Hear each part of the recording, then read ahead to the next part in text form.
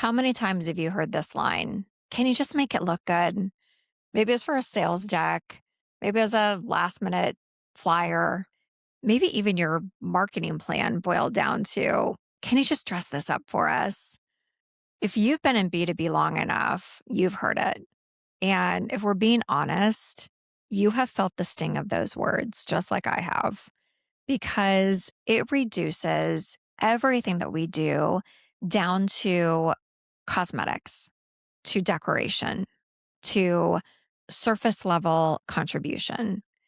And marketing's contributions are so much more than surface level. Marketing is not just about making things look good. And yes, we are responsible for ensuring brand standards.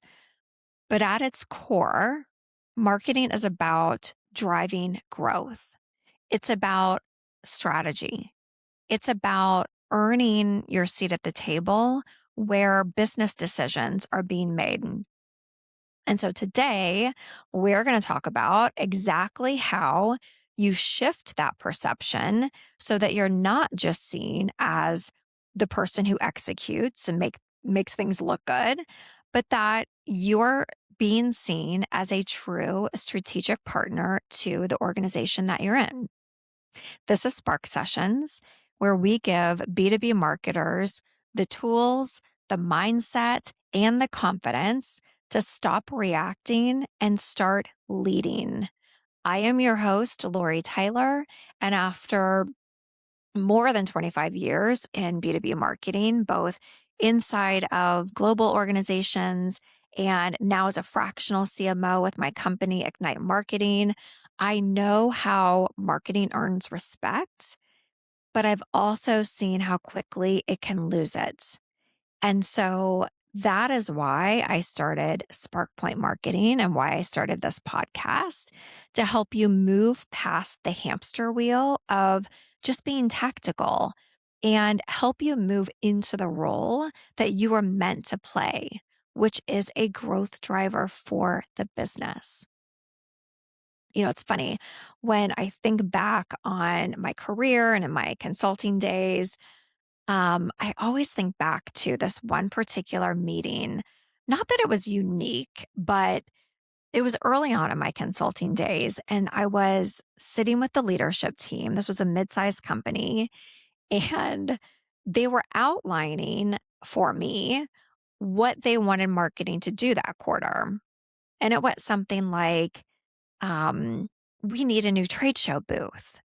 We need new brochures for sales. We need to be on social media more. Or, there's also, and there's always, our website feels outdated. Can you freshen it up for us? And it went on and on. And typically in a conversation like this, the list just comes rapid fire. And it comes with a tone of urgency, as if the fate of the company hinges on getting these campaigns out the door next week. But here's the thing, those requests, and I know that they were well intentioned, they are rarely grounded in actual business goals. They are assumptions, they are not strategy. And if I have learned anything in my years of working with companies of every size, it is this: assumptions are expensive. And so, back to that conversation, nowhere in their list of things that they needed was a business objective. Nowhere in the conversation that they kicked off with me was a revenue goal. Nowhere was a plan for how we were going to grow the business or how marketing could help impact growth. And when I asked them about their revenue targets and their sales pipeline and their market priorities, the room went uncomfortably silent. And I mean, to this day, I am still not sure if they just didn't expect that to come out of my mouth, or if they just truly had never connected those dots before to marketing conversations. And their marketing organization at the time was like literally being treated like an in house print shop. And it was just one of those moments where I realized this is not unique. I mean, sad to say, it's not. And it's what so many of us B2B marketers are up against every single day is that perception that we are the make it pretty people.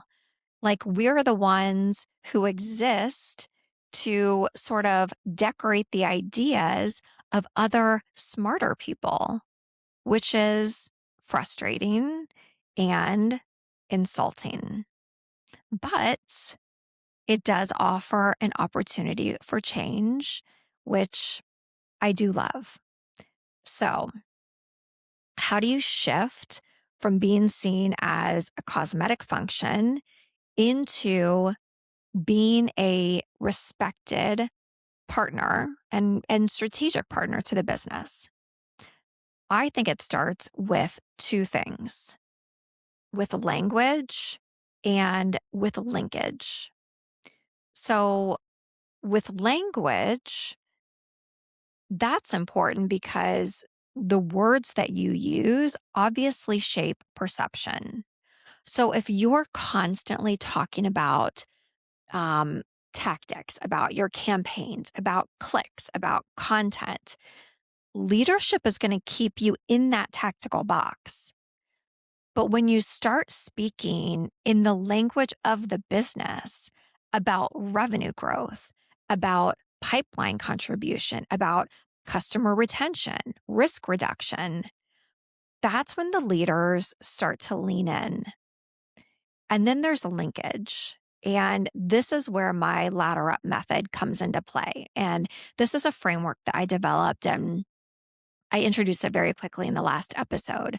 But basically, every activity, every tactical thing that you're doing needs to ladder up to a marketing objective, which ladders up to a marketing strategy, which ladders up to the actual business goals. And if you cannot draw a line from what you're doing to the company's priorities, then neither can your CEO. And that's when marketing gets sidelined.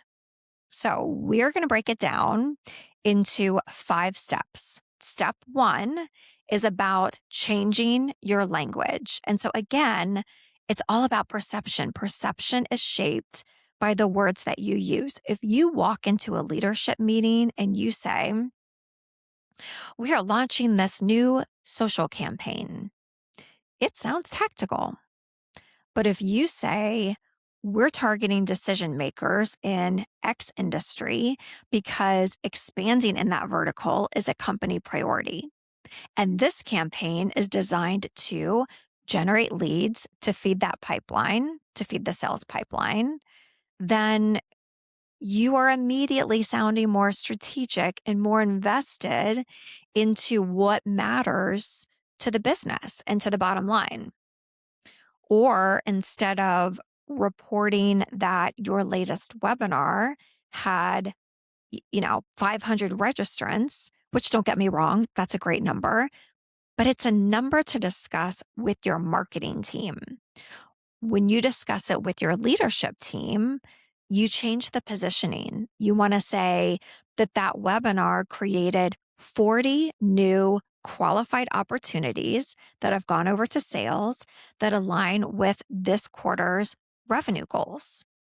So the activity was the same. It's still the webinar. It's the same webinar. The story is different. One is tactical and one is strategic. So then we start to use the ladder up method. And this is step 2. And this is where you stop being random with your execution. So again, every activity that you're doing, that you're very busy with, needs to ladder up to a marketing objective, or you shouldn't be doing it. And that needs to ladder up to a strategy, and that ladders up to the business goal. So, as a quick example, Let's say your business goal or one of the business goals, as told by leadership, is we need to increase revenue by, whatever, 15% this year. One of your marketing strategies to support that goal is to grow share in your vertical. Let's say you're in the healthcare vertical. So grow share in the healthcare vertical. Your objective is to generate 100 marketing qualified leads in healthcare in Q1. So that is the lowest rung. Those are the tactics that are going to help support those goals. And in this example, maybe you're going to launch um, a healthcare specific content series or webinar series. So when someone asks you, what are we going to get out of this? Why are we doing this webinar? You have the answer because it's directly tied to our revenue growth goal. Now, never assume that leadership can see this connection. You have to spell it out for them. And that is step 3, is to build that bridge out loud. So that means the next time that you're presenting your marketing activities, present it in this way and say something like, this campaign supports our lead gen objective, which ties to our growth strategy in healthcare in an effort to help get to our annual revenue target. So the more that you present your work that way, in a way that shows the support of the goals that they care about, you're showing that you are revenue minded in your approach.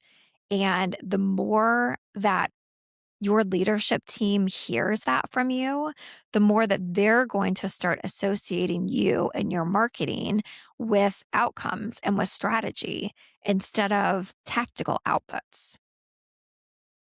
Okay, so that is all well and good until you get that last minute request.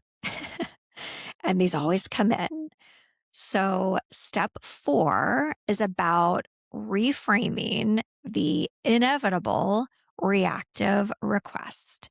And this is where the, just make it look good moment usually happens. So, this is when you get asked to do something random. It could be, creating this email that has to go out tomorrow, or a flyer, or a sponsorship.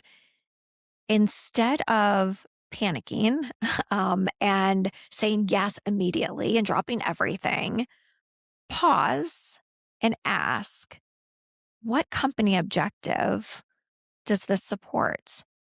How does this align with what we agreed our priorities for the quarter are? And, sometimes the request fits, but other times it won't. But by asking the questions, you're shifting the conversations. You're taking yourself out of order taker mode. You are the strategist that's helping the business to stay focused. So, another example, let's say sales wants you to sponsor an event. And I use this example because this happened to me a million times. And let's say the event is not in your plan, it is not in your budget. They just happen to see that a competitor will be there. And now they feel like we need to be there too. So, events are big deals.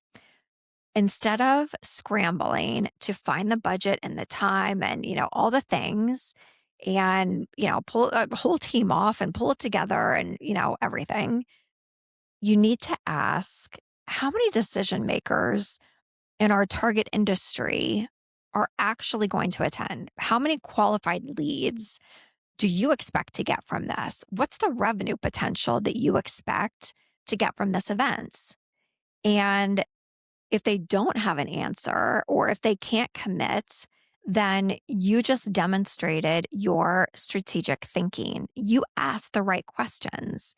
And sometimes they do make the case, but many times the conversation itself proves that the request just isn't justified. And you will realize it, and likely they will also realize it. And if you're anything like me, you get a flood of these requests coming in all year long for these unfunded, unplanned events because there are so many events in every industry, and you have to make tough decisions, and you can't go to everyone. And you've budgeted the events for the year, and another important one always pops up.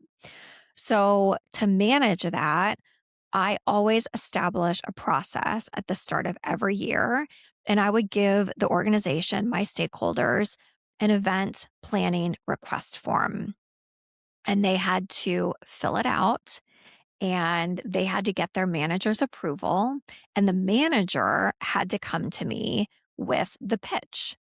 And it worked wonders because it cut down this noise of endless event requests or whatever. It could be an event, it could be something else, but it really forces people to think through what the business case is before it ever hits my desk. And now you're teaching others to think more strategically for the business and what makes the most sense for the business. So, that's one easy example. I am more than happy to share with you if you feel the same pain. I've got my event planning request template. It's a free resource at SparkPoint, my SparkPoint website. I'll drop it in the show notes and link it there.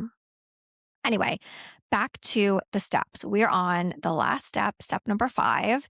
And this is to start small and build some wins for yourself. So basically, I'm not asking you to overhaul your entire organization or your approach or your thinking overnight, but I do encourage you to pick just one project this week and take it through the ladder up method and speak in the language of the business and share that story with leadership in your next marketing review. And over time, these small shifts in your language and in your approach start to build credibility. And credibility is what earns you the seat at the table.